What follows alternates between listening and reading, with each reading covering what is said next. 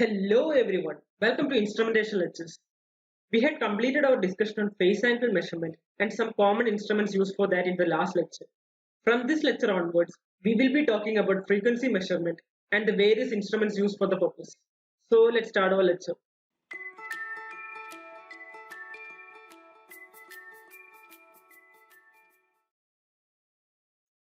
As you all know, a frequency meter is an instrument that displays the frequency of a periodic electrical signal.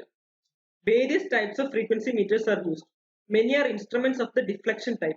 The deflection types are ordinarily used for measuring low frequencies, but are also capable of being used for high frequencies as high as 900 Hz. These operate by balancing of two opposite forces. Any change in the frequency to be measured causes a change in this balance, and that can be measured by the deflection of a pointer on a scale. So that's deflection type meters. Another class of frequency meters are Western type, saturable core type, electronic or digital type, and frequency bridge type. Now these deflection type meters can again be divided into ratio meter type and resonance type. This resonance type can again be divided into mechanical type and electrical type resonance meters.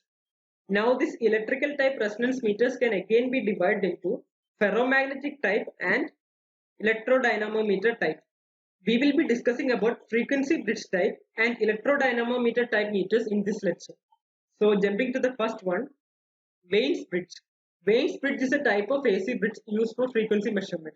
We have already studied about this while studying about the AC bridges, and it is the simplest method available to measure the frequency of a signal.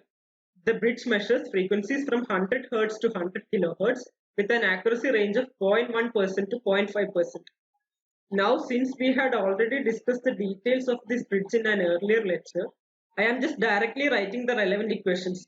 Therefore, omega equal to 1 by square root of R1, R2, C1, C2 and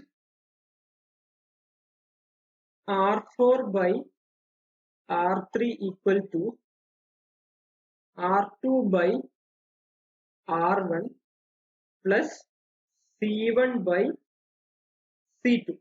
These equations are obtained by equating the imaginary and real parts of the balance equation.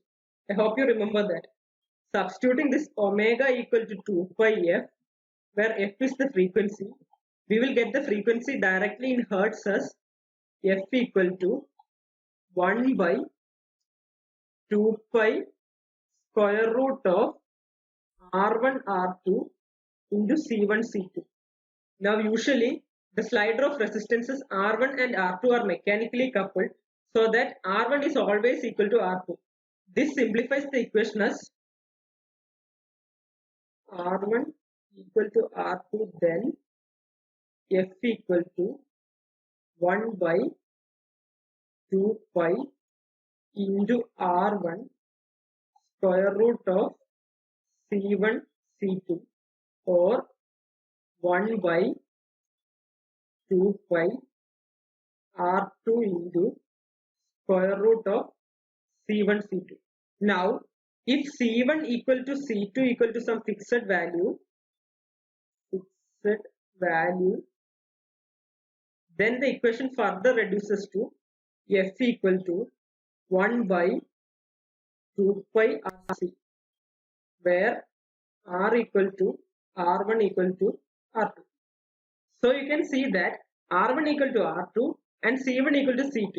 Substituting these two in this equation gives us R4 by R3 equal to 2 or R4 equal to 2 times R3. Therefore, you can see that if we choose the capacitances and resistances by following these conditions, that is R4 equal to 2 R3, C1 equal to C2 and R1 equal to R2, then the Wayne bridge can be used as a frequency determining device balanced by a single control, and that control is the slider over here. Also, this control can be directly calibrated in terms of frequency. Now, this Wayne bridge also has some drawbacks when it comes to frequency measurement. Because of its frequency sensitivity, the Wayne bridge may be difficult to balance unless the waveform of the applied voltage is sinusoid.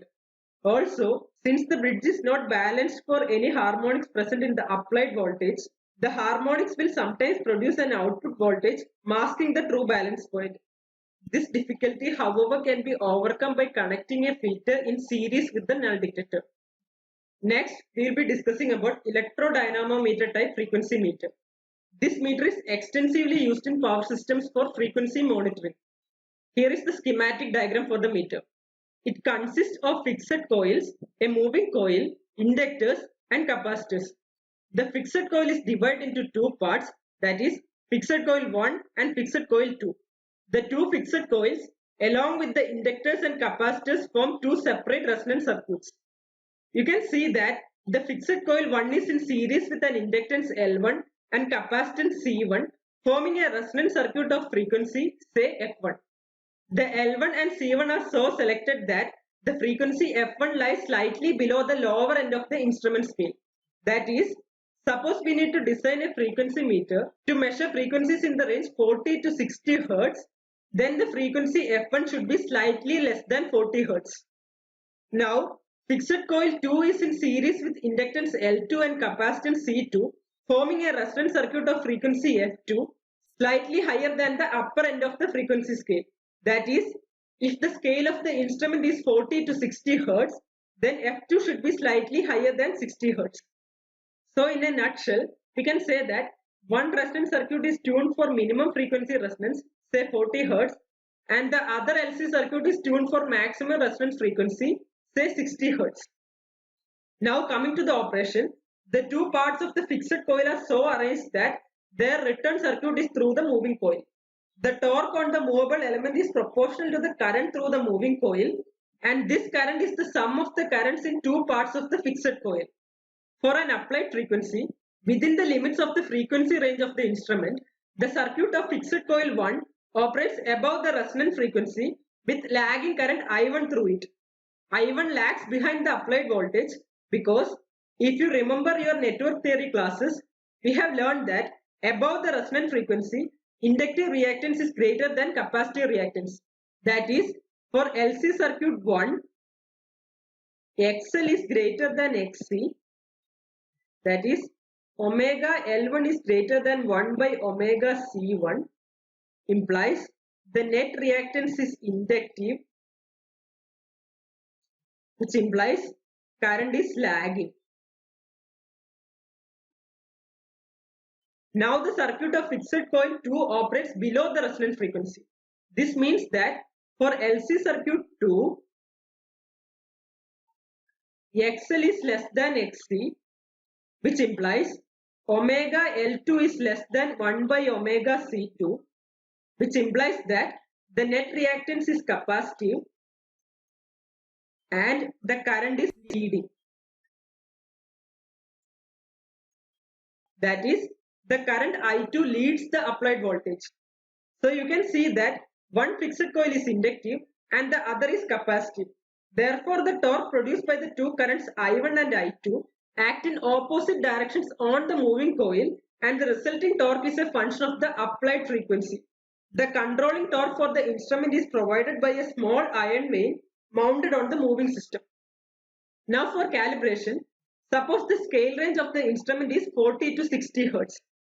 Then at 50 Hz, the inductive and capacitive currents are equal. Therefore, the torques produced are equal and opposite and therefore cancel each other. This position of the pointer is taken as the center. Similarly, for other frequencies within the scale range, the pointer stops at a point as a function of the frequency. This is because the resultant torque due to the two fixed coil is a function of frequency.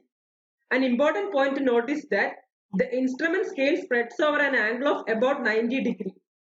So to summarize, the instrument has two fixed coils tuned to different frequencies and connected to a moving coil with a pointer attached to it. The frequencies in the middle of the meter's range causes the currents in two coils to be approximately equal and the pointer to indicate the midpoint of the scale. Changes in frequencies cause an imbalance in the currents in two coils, causing the moving coil and the pointer to move. That's all for this lecture. If you found the video useful, please like it and also support us by subscribing to the channel. In the next video, we will be talking about digital frequency measurement. As a note to the viewers, I am currently not planning to discuss all the types of frequency meters we mentioned at the beginning of the video. So, if your syllabus demands any of them, drop a comment in the comment sections and I will make a video on the topic then. Thanks for watching and have a nice day.